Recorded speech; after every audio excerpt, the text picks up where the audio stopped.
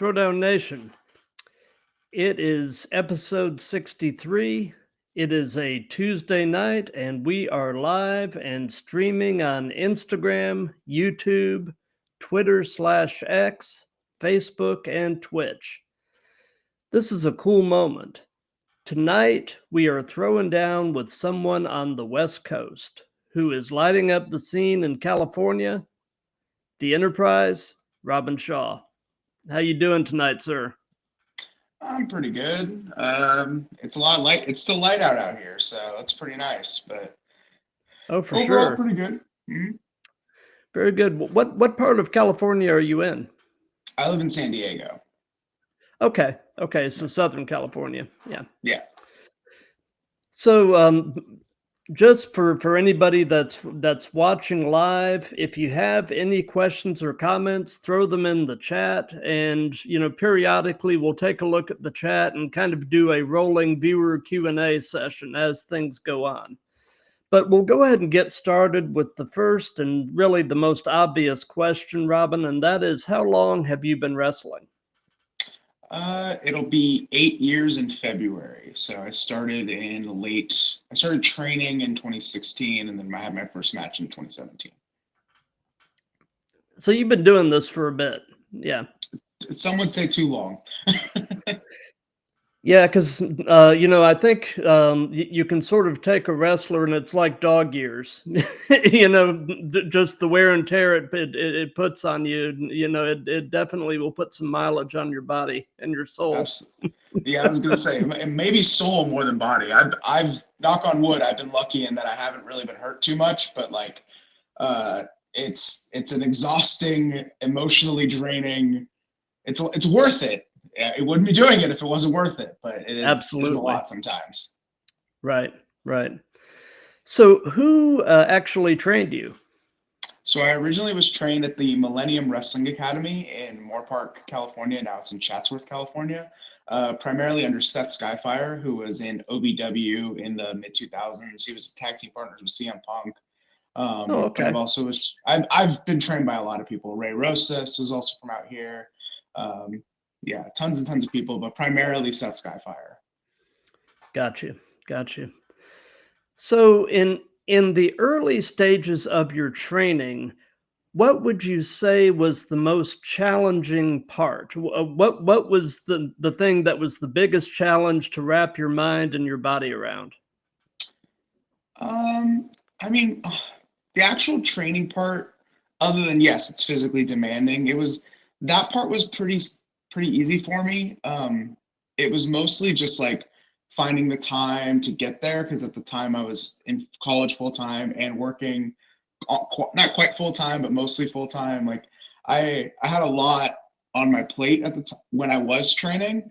So right. I was just juggling everything on top of, this is something I was passionate about and really wanted to do. So it was more the time management aspect of it, which luckily I've always been pretty good at.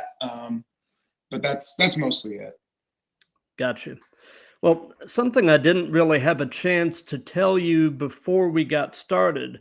When we do these, we do this thing called the speed round game. And what that is I've got a list of 10 names, and periodically I'll stop and I'll say speed round, and I'll name a name, and you just tell me the first thing that pops into your head.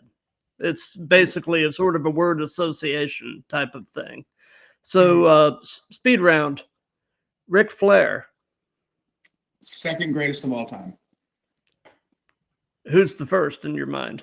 Shawn Michaels. Yeah, I won't argue that. Yeah, but I'm in Atlanta, and coming from the South, I'm a Flair guy. So I mean, sure. they're but I agree with you. It's definitely a 1 and 2. It kind of depends on the day of the week and the hour of the day. Yeah, to me, it's between them two and Terry Funk. It all kind of alternates between the three of them for me. Oh, for sure. One of my favorite matches of all time actually was from back in 1989. on a Clash of the Champions episode, there was an I Quit match between Flair and Funk, and Oh that yeah, was a that's master class in storytelling. I show that to my students all the time. Yeah, great match, absolutely amazing. So, and again, this is kind of harkening back to the early stages of your training. What would you say was the most valuable lesson that you learned in the early portion of training, and something that you would pass along to a new trainee? Have fun. As weird as that sounds, is you hear a lot of horror stories about people going through training and how miserable they are. And for me, with Skyfire, it was always very much like he was cracking jokes the entire time. So Hmm. it became very important to like enjoy the process, enjoy that you're going and doing all this. Because if you just sit there and are miserable the whole time, then what's the point? I mean, most of us are not making a lot of money. Most of us are not really. It is just a lot of wear and tear. So to me, it's like if you're not having fun, what the hell are you doing? Exactly, exactly. Mhm. So I was just noticing somebody in the YouTube chat named Lupita Alcala put the comment up WWE Edgar. I don't know if that means anything to you.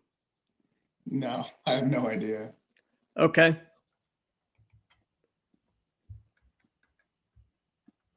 Okay. Let's see here. So I'm presuming you've probably been a fan of this stuff the majority of your life. Is that accurate?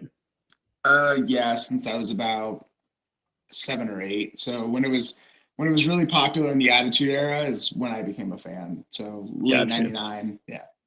Gotcha. What would you say is your earliest wrestling related memory?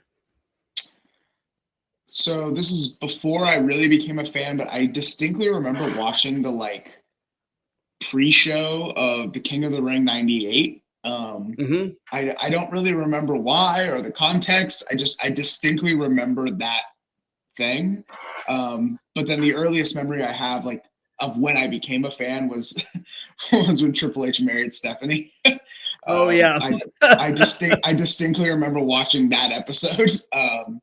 But yeah, it's a weird memory to have, but that's the one I have. Yeah, it's funny.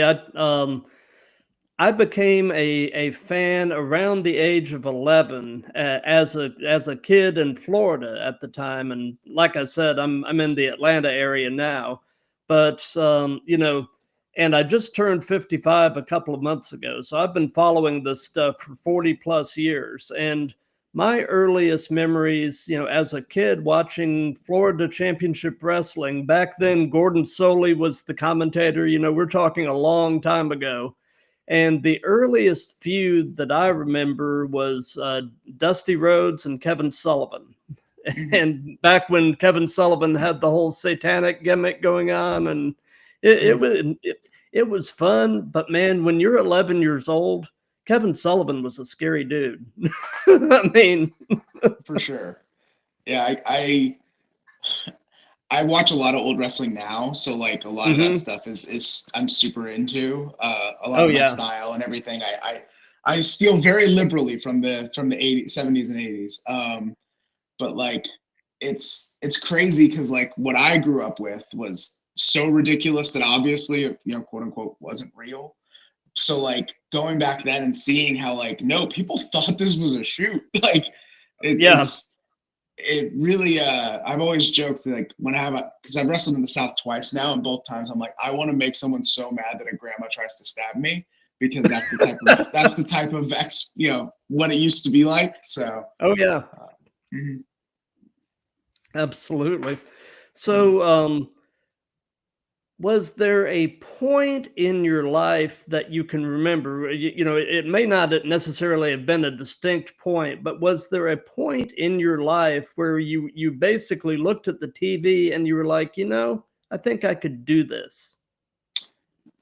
So yes and no. Obviously I always wanted to as a little kid, but like growing up, like I was never unathletic, but I was always like the fat kid. So like it never really dawned on me this idea. But like me and my friends all backyard wrestled the whole, shebang. And one of my friends who was pretty athletic, played football in high school, like he was the one that we all kind of pegged as like he's the one that's gonna do this. And he did train for a little bit, but then he had to stop because of his he had to stop because he got married and was unavailable, Ah, unable to train as much. yeah, So he kind of like did a little bit and then tailed off. And then it was about a year or two after that is when I decided that I was going to do it. And for me, it was never like I'm going to go try to make it and do all this stuff. It's like, you know what, I want to try this because yeah, just to scratch the itch. I fully expected my first day of training to take one bump and be like, I'm never doing this again. And the opposite happened. yeah, Mhm.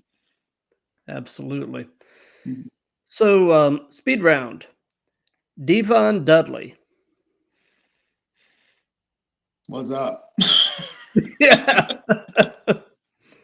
yeah, for sure. So, so away from wrestling, what are some of your other hobbies and interests? History. I have a degree in history. I do too. Oh, awesome. Yeah. I wish I was using it more, but getting a history teacher job is difficult. um, but yeah, history is one of them. College football. I've been playing a lot of the college football video game.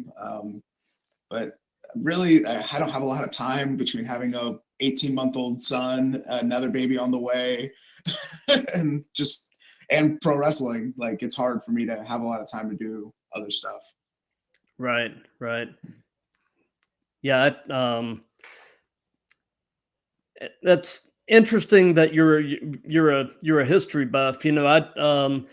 I got my degree in history, but I mean, what I've done my entire career has nothing at all to do with history. So I mean, it gave me a great liberal arts type of background, but I mean, what I do is entirely removed from from anything history related, but still love history. Hmm. You learn to write really well, so if Oh, for nothing else, you have sure. that. Yeah. Yeah, yeah, for sure. So, is there anything in particular that you are either watching or listening to right now, just in the area of pop culture? My wife and I have been watching Young Sheldon because I never got into it. I like Big Bang Theory a lot when I was younger, and then kind of fell out Mhm. of it. But it's been a good little show to watch. But actively, no, just sports with all the college football stuff going on. Yeah, Um, football in general. My team sucks though. So who's your team? the Patriots. So following the Oh, NFL isn't as fun now. gotcha. What about college? uh, Being from Southern California and not really having a strong attachment to USC, I kind of just like attach myself to multiple teams because you can in college. Michigan and Alabama are the two that I tend to gravitate to the most, and Boise State. I really hope they do well in the playoffs. I don't think they're going to, but we'll see. Yeah, my wife is actually a University of Alabama graduate, so I'm a Bama Oh, fan by marriage. oh, Where, perfect. where I went to college, we actually didn't even have football, but so I Same. mean, I've kind of attached myself to Bama, and this season has been a humbling experience. We're missing Nick Saban for sure. Imagine being 9-3 and thinking that you're bad. Yeah, I know, but It's like, I mean, I'm a Patriots fan, so like I get it, but like my team's actually bad now. yeah, I mean, in the great scheme of things, 9-3 is actually really good. But when you're For used sure. to Bama level success, it's not. Yes, of so, course. so, so anyway, so are you originally from California? Yeah, I grew up in Los Angeles. Okay, so what is your favorite thing about San Diego? The weather. It sure isn't the cost of living. Yeah, no, the weather's beautiful. Compared to LA, the traffic's not nearly as bad. It's still pretty bad, but it's not nearly as bad. Pretty much where I live, everything that isn't like good is 20 minutes away, like period. Like mountains are close, desert's close, Mexico's close, the beach is close. Like it's very nice how easy it is to get around here. Absolutely. But I've never been to California. Um, I've been to Washington State, actually a couple of times, but I've never made it to California. Mm. One of these days, and I've never actually seen the Pacific Ocean. So one of these days, I'm going to get back out there and actually dip my toes in the Pacific. So I never saw the Atlantic Ocean until a few months ago. So really, yeah, my wife and I were kicking around the idea of moving to Florida. So we went and like visited houses because my dad recently moved there. hmm And I was like, oh, there's the ocean's on the wrong side now. yeah. Well, if you're in Florida, the ocean's on both sides. That's I true. mean, so Where I was, it was on the wrong yeah, side. right, Mhm. right. So, they say that the best wrestling personas are essentially yourself turned up to 11. Mhm. So, tell me about the Enterprise. Tell me about in-ring Robin and kind of compare and contrast him with everyday you. So there's definitely aspects of my personality that are turned up for sure. I'm not actually filthy rich, unfortunately. So that's the main thing that's different. But in terms of like the sarcasm, the humor that I try to inject in my wrestling, um, there's a running gag at the wrestling school I help teach at of like quote unquote Shaw mad, and I just channel that when I'm wrestling. So um, yeah, it is very much me turned up, turn the right dials up. If I'm ever on the random occasion a babyface, I try to be more magnanimous. But for the most part, it's just how can I be the worst version of me? Mhm. Absolutely. Mhm. So, speed round. Johnny Gargano. He's okay. I Yeah, I don't think he's bad, but I don't, to me, he's never been like my cup of tea. Um, hmm and again, I've been watching wrestling and indie wrestling forever. So I saw him even before he was in WWE. And he's good. Like I just, Yeah, not my thing. Mhm. gotcha, gotcha. So, tell us about your very first match. What was it like? How did it go? What were your thoughts coming into it and your thoughts coming out of it? You're laughing. So there's obviously a story here. So my first 10 or so matches. So my training was very different than some people. I trained for 6 weeks and had my first match. Oh Now I've heard wow. this story. I've heard this story from other people that it's not that abnormal, but like it was very much there was a 7-year-old having a birthday party, and they're like, "We need someone to wrestle. Here's a mask." So I was the bigger banana for my first 10 or so matches. And my first match, they give me this mask, they give me a yellow shirt, I wore some biker shorts, and I went out there and I wrestled the owner of the company because they didn't have enough people. So they just did whatever they could. It was the first time I'd ever learned to take a move from the top rope was in my first match. um, Luckily, it's pretty self-explanatory. It was definitely so. Yes, of course, I was nervous, and I don't recommend most people get thrown into the fire that way. But I think, in the grand scheme of things, the way that I got trained and was like brought in was the way that it was best for me. Because to me, it's like if you challenge me directly, I'm much more likely to rise to the occasion. Um, Right. but in general, most people train for at least like a year before you have your first match. Because I didn't have a good match until I was at least a year and a half in. Gotcha. Gotcha. Mhm. But, like you said, though, sometimes kind of getting thrown to the wolves, so to speak, is not a bad thing. It really depends on the person and the situation, And Absolutely. it sounds like in your case, being children's birthday party entertainment, at least the audience wasn't gonna like uh, burn the building down if you stunk up the place. Yeah, So they didn't know any better anyway. yeah. Yeah, the school that I was trained at, they had weekly shows. So Hmm. because I did halfway decent at this birthday party, they started using me on the weekly shows. Oh, Again, that's cool.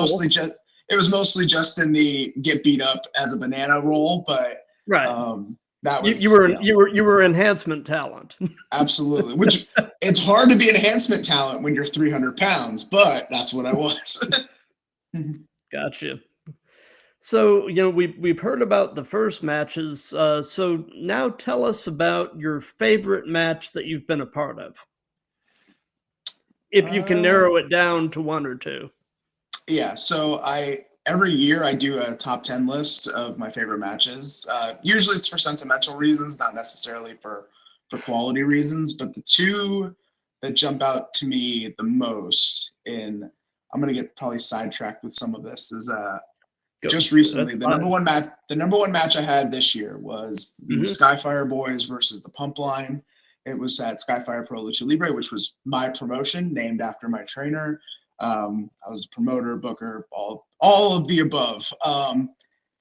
And we decided to end the company and kind of so we could focus more on the school we have. And as part of that match, we did a whole storyline with me and two of the guys I trained with, all under South Skyfire, the Brothers Divine. The three of us all teamed up. We were the Skyfire Boys. We wrestled, three people that I helped train. And if they beat us, I would lose the company. If we beat them, they get fired. We lost, but that match is very, very near and dear to my heart because of how connected I am to all five other people in that match. And that match definitely meant a lot to me. Another match I had earlier this year was a steel cage match for the Skyfire Pro Championship. Me being the evil owner, trying to take the belt too. I lost that. I lose a lot. I lost that one too. Um, Another one was a little further back. One of the brothers Divine, Brendan Divine, and I have had a lot of really good matches. And match we had at MPW, the school I was at back in 2022. Yeah, that sounds about right. That match is probably the best match I've ever had if I had to like rank them in terms of like quality. Hmm. Um, but yeah, I mean, I've had quite a few matches that mean a lot to me. Especially, now that I'm further in, I have a little more control over what I'm doing. So that's nice. And it makes it easier to kind of set up those things to be more important. Gotcha. So, what is the longest distance you have ever driven to get to a match? Mm, Well, that depends. You count how much in one day? Because if you do that, I from here to Fresno is like 400 miles, and then I would do that and come back in the same day. I've done Oh, LA to wow. Phoenix. Like it's so I'm assuming most of your guests are on the East Coast, where like there is a Yeah. lot, everything's a lot more condensed. So I think those like 10-hour drives are a lot more common. Whereas out west, like it does happen and everything's so much more spread out that like the idea of driving anywhere is a much bigger proposition. So like if I were to wrestle in San Francisco, that's an 8-hour drive. And that's Right. still in California, from where I am Yeah. currently. Um, so it's like it's harder to kind of quantify in terms of that. But a lot of times I would do, Fresno, which is almost San Francisco. I do that and back in the same day. Whew. I did LA to Man. Phoenix a lot, which is about a 5-hour drive there, 5-hour back. We used to joke because I used to be on Championship Wrestling from Arizona, and we would do the whole trip, and it was a TV taping, so we'd have to be there really early for setup, and then Hmm. stay for the whole show. And sometimes they're filming 3 or 4 episodes, so we're there for 5 hours just for the show. and Right. then 5 hours back, like we're having a 24-hour day. Yeah. Makes Um, makes for a long, long, long day. exactly. But I know like back east, I hear the stories of guys that are driving from, Oklahoma to Tennessee and then, back. And I'm like, that's insane.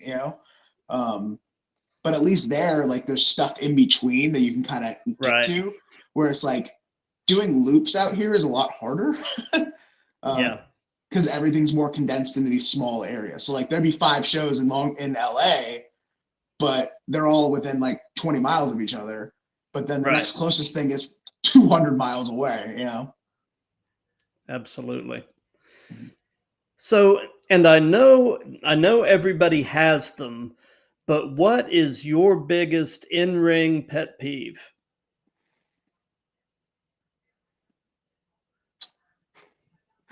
Bypasses. Do you know what I mean by that? It's the lucha. The guy runs at you and you just move out the way like you're a Oh, matador. Yeah, yeah. I hate that. When I'm teaching my classes, I'm like, don't do that. It doesn't make sense. Like no one does it where it looks good. I know like 2 or 3 Right. wrestlers, and they're usually like really good high level luchadors that can do it where it kind of looks like something. I'm like, just Yeah. throw a clothesline. I can move Yeah. out of the way. It looks so much better. Yeah. Gotcha. Gotcha. So I know that there are sort of two and a half different ways of preparing for a match. You can either work it out with your opponent in the back, you can call it in the ring, or you can sort of do a hybrid where it's a little bit of both. What's your preference? Man, you're making me break all the rules. um, I generally a hybrid of the two. I think most people who say they call it all in the ring don't actually know what they're doing, and they're lying. Yeah. But I also think that pre-planning every single thing is also wrong. So I definitely think you need to be somewhere in the middle. But I know plenty of people that pre-plan everything that do everything great. So, but that's so few and far between. And to me, it's going back to like that's kills the fun of it. If I have to remember everything, I'm not going to be able to organically, interact with the audience the way that I would like to. But like I said, most people that are like, I call it all in the ring, like you don't actually know what you're doing. Yeah. Mhm. Or like you said, you're lying. I Yeah. mean, yeah. Yes. Speed round. Leo Rush. Uh, Pretty good. I don't. I just always remember the thing with Joey Janela where they did the pile driver off the ladder and Oh they just yeah. got back up. Like I didn't like that. Yeah. But most of his work is really good and he's very talented. Gotcha. So this question I'm going to ask, and I imagine working in California and the Southwest, you've probably run into these type of situations.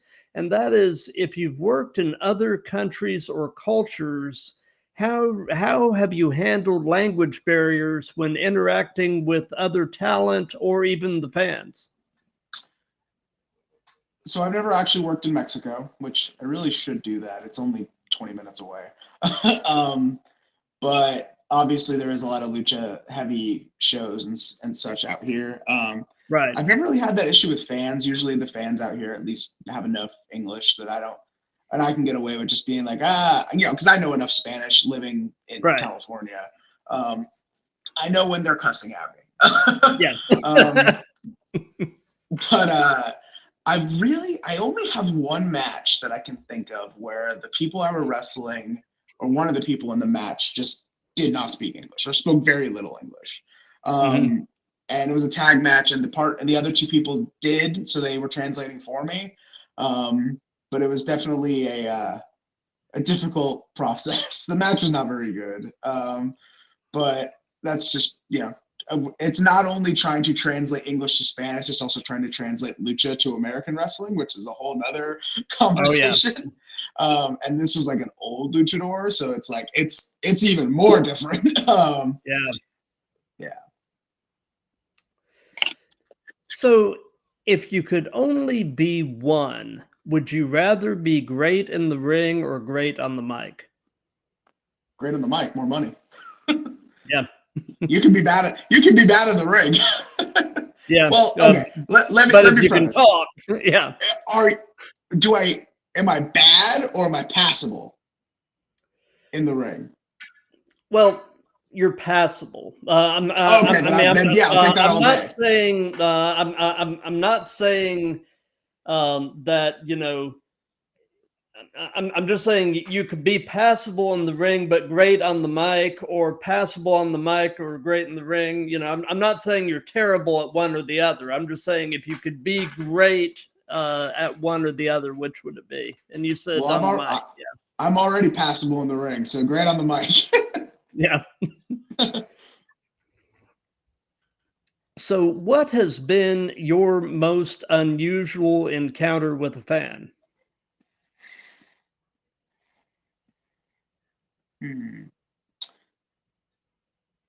Here's a good story. Okay. So this guy, he's kind of a fan, but also like he thinks he's in, or he was. So this guy used to do security at the old MPW shows, the weekly ones I used to do, but he never really was a wrestler or involved. He just would show up, and the owner was like, "Yeah, you can do security, I guess." And he's definitely like on the spectrum, special needs, but like my wife, my now wife, was my girlfriend at the time. She would always come to the shows and she'd help with, help him the door and things like that. And we were there really early once, and my wife had no interest in wrestling until we started dating. Hmm. And she we're having this conversation, this guy is just there, and I walked away for a second. My wife comes up to me and she's like, "Hey, this guy said something about me being a ring rat." And Oh, I lost my shit. no um, doubt. yeah, and my wife, to her Ooh. credit, she had no idea what that meant, so she Yeah. wasn't really upset. But I storm out, and one of my boys is coming after me like, "I don't know what you're mad about, but I'm coming." And I just go up to this guy, and again, had he not been special needs, I probably would have whooped his ass. But I just said, "If you ever say that again, I swear to God, I'm punching you." And he like backed off immediately. So that, and I mean, just the run of the mill weirdos asking to buy your gear and take foot pics, the normal stuff. Yeah. Yeah. So, what does your wife think about all this? You said she wasn't a fan until you guys started dating. What does she think about all of it now? I think she wants me to stop sometimes. um, Generally, she's very supportive. Hmm. But obviously it's a very big time commitment, so I can understand, wanting to wanting to chill sometimes with it. And I've scaled back a lot, especially since my son was born. Right. But generally very supportive. And she's become more of an insight on wrestling than most people realize, in terms of understanding. She used to like go to the training classes with me just to like hang out, and she became friends with my trainer's wife, and like so she knows more about wrestling psychology than a lot of wrestlers do. It's very interesting. Gotcha. It's funny. My wife is anything but a wrestling fan, and and we've been married, gosh, 26 years now, and I started doing these live streams. The wrestling side of it, I started back in July, and she's watched the majority of these, and while she is still not a fan, she actually was telling me recently that she now understands why I am, which I feel like that's progress. She at Oh, least absolutely. she at least kind of gets it now. Mm-hmm. So, but yeah, yeah. So it's all a good thing. Mm-hmm. So I think I know the answer to this because we sort of briefly touched on this topic earlier. But do you have a preference working heel or babyface? I think you like being a heel. I think that I'm more naturally suited to it. I always tell everyone I like to scratch the itch of being a babyface because like I can do it, and I think that I'm pretty good at that too. But like I'm definitely, it's a lot easier and more natural to my character and my style to be a heel, especially like in California. Like you don't get a lot of near 400-pound, 6-foot monster guys that can talk. Most of the guys that I've taught are 190-pound little guys. So it's hard for them to beat me up and for people to feel bad for me. So it's a lot easier for me to just, I'm going to be the one to beat you up. Right. But there's times where I definitely love to be the babyface. Like I love being a babyface in tag matches primarily. When I first started, and being the face in peril and all that. yeah, well, generally, Yeah. I'm Robert Gibson. I'm not Ricky Morton. Gotcha. I'm the one coming in to House of Fire. Oh yeah. Okay. Yeah. But yeah, like when I first started working on television for United Wrestling Network, like that was the role I was in, was the big guy in the babyface tag team. Like there is something really fun about that, but generally, yeah, I think I'm better as a heel. Again, because I help write my own show. Like I know what my strengths are. I know what my roles should be. So Gotcha. So and I know these situations happen a lot more than most people realize, but can you share an example of a time where something went sideways during a match and you really and truly had to improvise? well, the improvised part is all the time.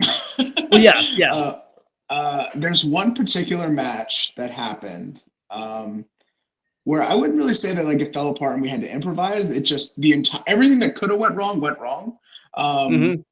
So the name The Enterprise comes from an old tag team / faction that I was part of.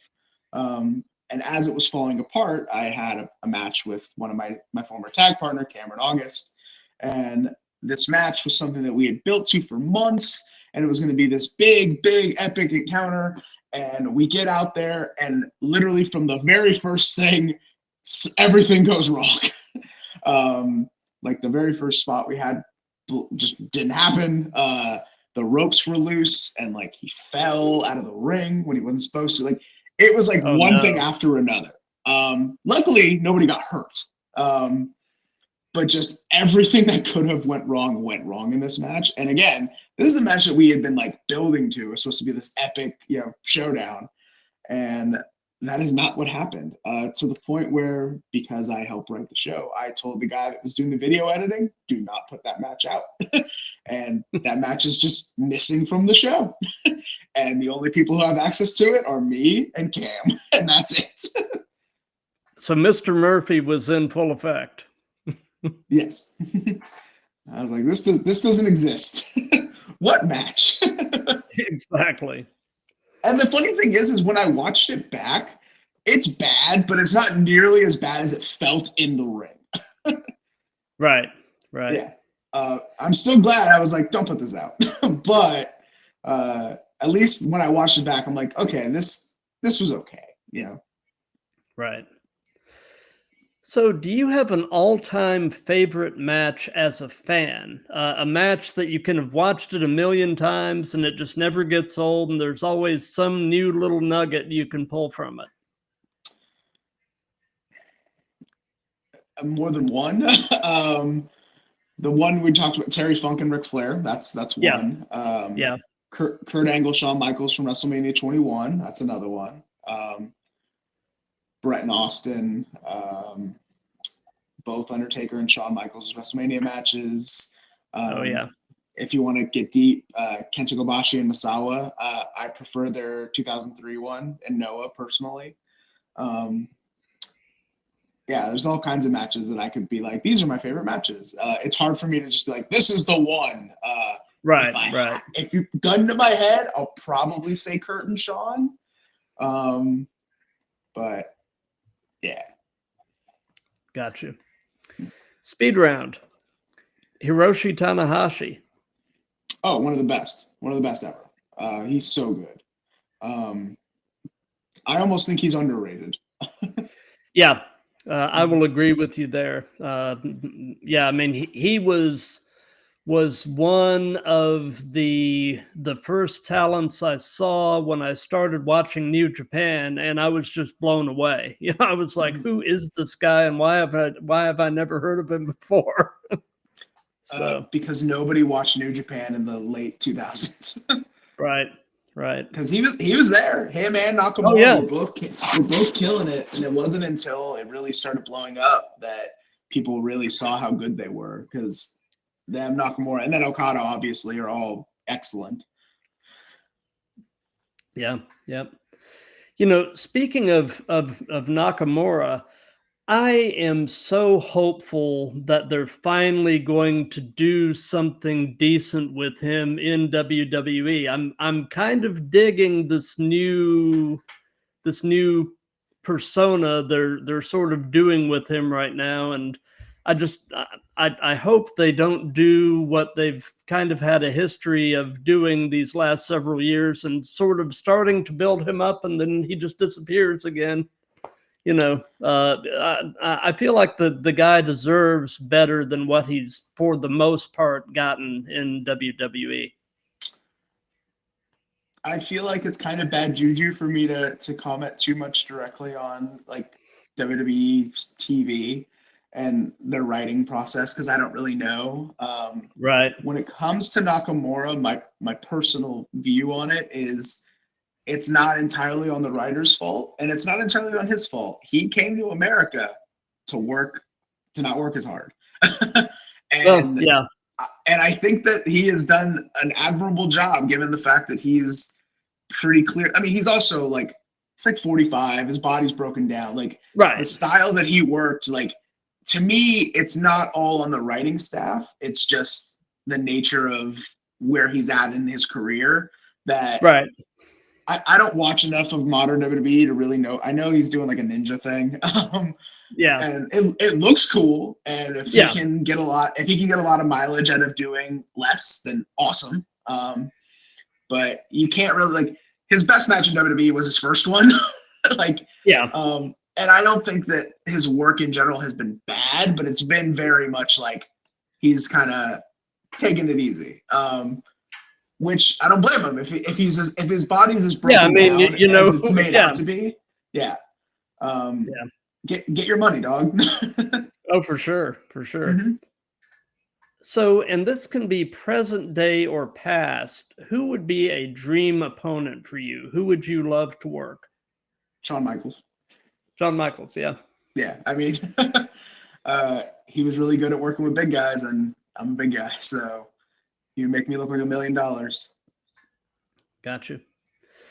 So, what is your favorite move? Is there something you just really love doing move wise? And on the flip side of that, is there a move that you won't do or you would at least rather not do?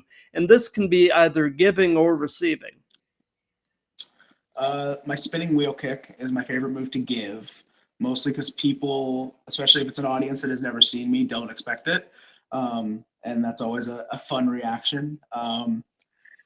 Even when people do expect it, it still gets a good reaction. As far as taking moves, I'm not a big fan of flapjacks. Granted, don't take them very much, but the couple times I I have, was going to say, I mean, but I have. And yeah. when I do, it usually doesn't go well. There's one particular match I had where I took a double flapjack, and as I'm coming down, I'm like, I don't remember how to fall this way. just my brain just exploded, and so did my shoulder because I went down on my shoulder. Mm, And granted, nothing was broken; it was just sore for a couple weeks. But I was like, I did not take that move again, please. gotcha.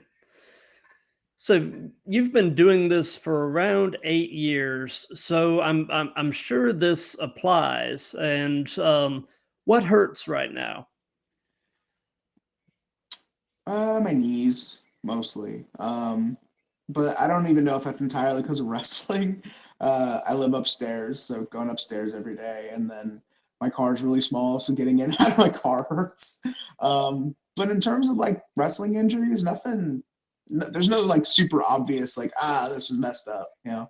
Luckily, especially as I've gotten older, I've kind of learned to protect myself a little more. It's funny because when I first started wrestling, I used to bump all the time. Um, Hmm. and it's because I didn't know any better. And now it's like, it wasn't until a couple years in where they're like, you're not supposed to when you're as big as you are. And I go, oh, but I'm like trying to keep up with everyone. And they're like, that's not your role. And I go, oh, you're right. That's not my role. Um, but I know some people look at that as me being lazy, but it's like, no, it's not lazy. It's being smart with what my package is and what my presentation is supposed to be.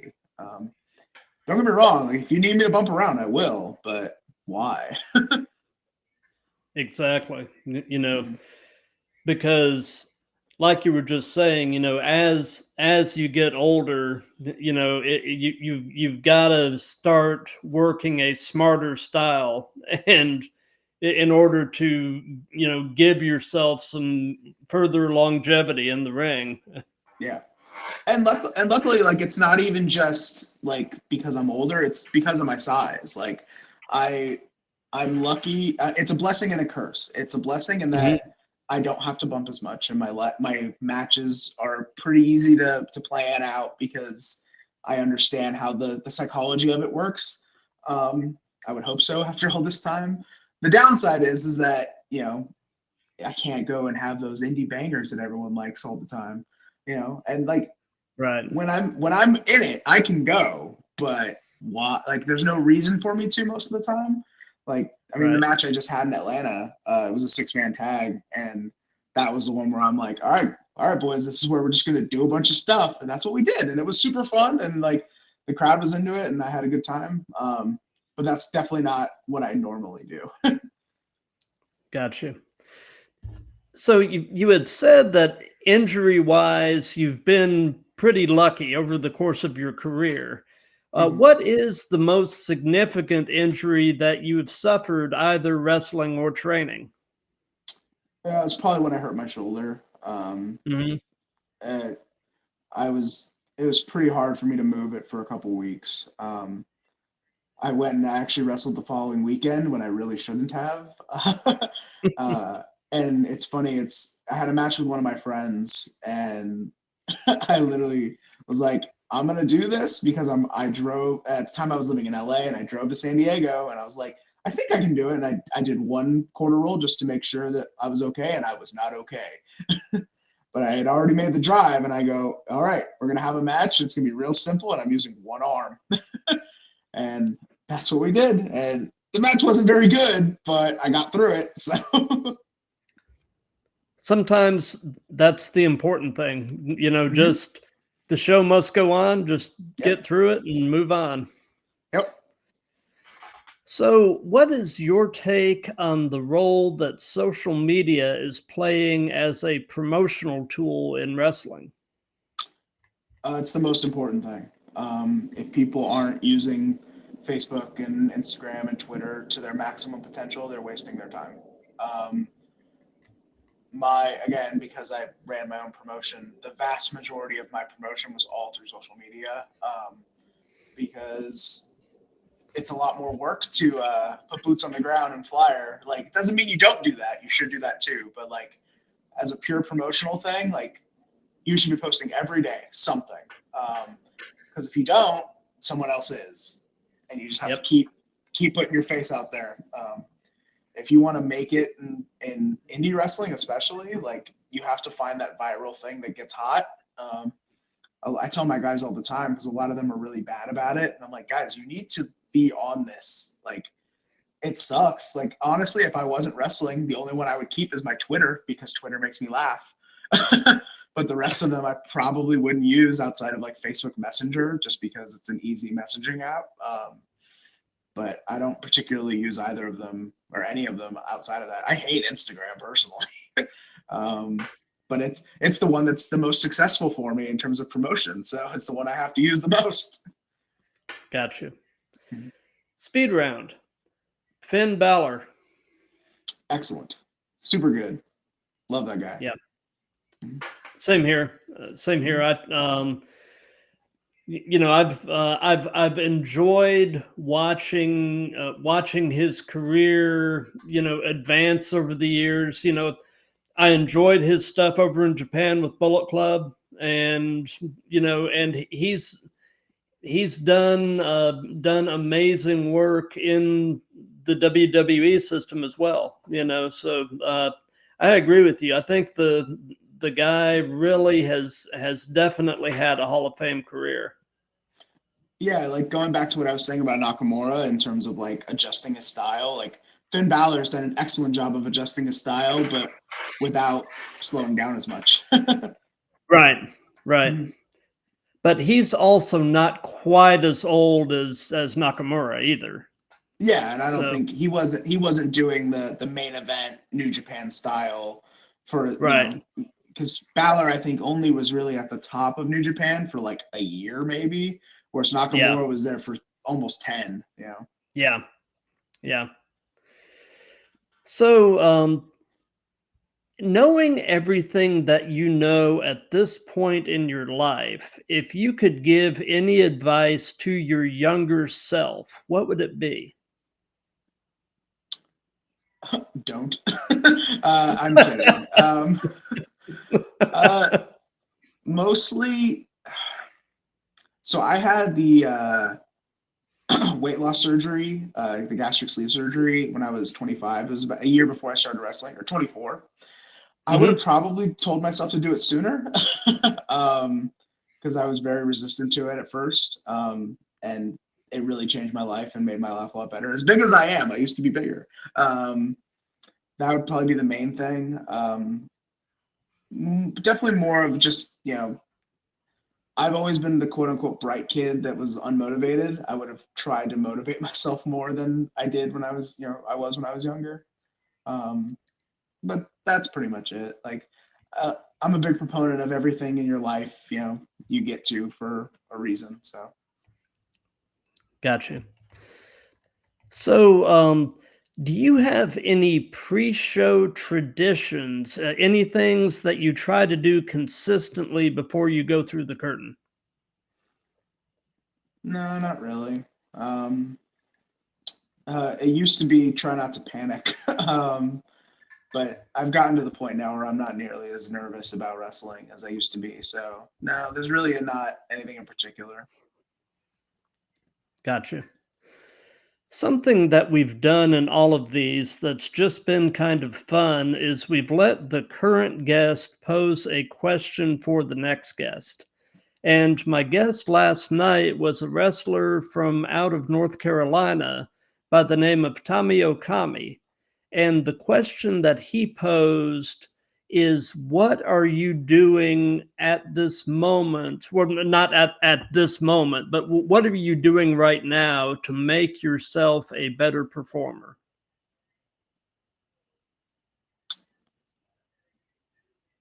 I mean, I consistently try to, get into the school and continue training. I don't actively train as much as I used to, so I probably should. I don't know. There's not really anything in particular for me. Again, I'm kind of at the point now where I'm moving away from the directly performing side, so now it's more in the promotion side. So I'm mostly it's just continuing to push, continuing to advertise, continuing to get more eyeballs, because I truly believe that the market here is strong enough that we can have a lot more success than we're having. We just need people to know we exist. So it's mostly just advertising. Gotcha. And, since this is part of a series, do you have a question that you would like to pose to the next guest? How much wood could a woodchuck chuck if a woodchuck could chuck wood? Okay. I will definitely ask that. Actually, You are the final guest before we go on hiatus for a couple of weeks for the holidays. We're actually coming back the week of January 6th. Nice. I'd have to look at the calendar. I'm not sure who the next victim or guest is, but yeah, I will definitely, I'll definitely ask that question. I hope But it's someone who likes wood. so, so how would you answer that? How much wood do you think a woodchuck could chuck if a woodchuck could chuck wood? 42. 40, oh yeah, life, the universe, and everything. Got it. Absolutely. So, with it being that time of the year, what are your top 3 Christmas movies? Gremlins. Um, the original Grinch, the animated one. I don't like the Jim Mhm. Carrey one. Yeah, I don't either. Yeah, my wife loves it, and I'm like, please don't put this on. Um, I don't know. I'm not a big Christmas movie. I guess Die Hard, just because I guess it's a Christmas movie. Gotcha.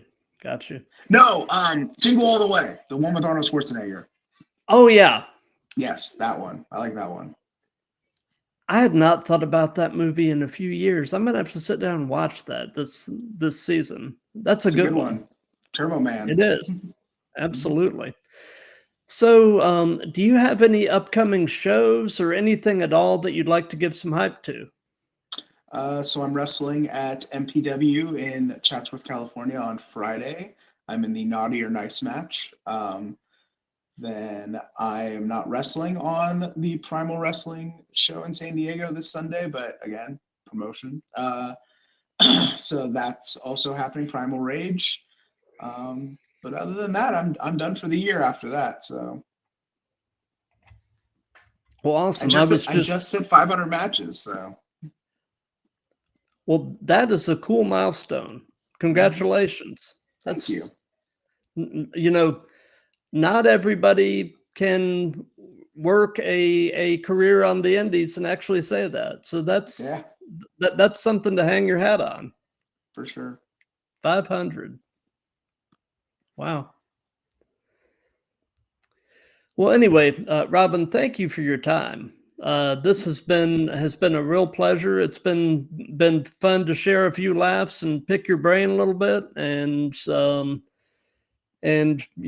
definitely consider yourself to be part of the Throwdown family. You've got a standing invitation to come back anytime you want. And for everybody that's been watching this live, thank you. For those of you that'll be seeing this in replays and such, thank you for that. If you like what we've got going here, definitely spread the word. This this thing has really taken on a life of its own. I mean, like I said, we're on hiatus for a couple of weeks now, but as things stand, I'm booked now through the first week of February.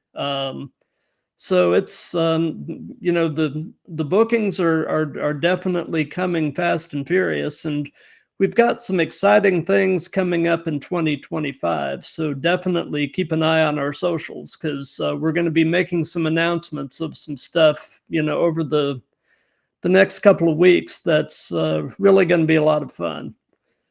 So anyway, everybody have a wonderful night. Take care of each other, love each other, have a Merry Christmas and a Happy New Year, and keep throwing down.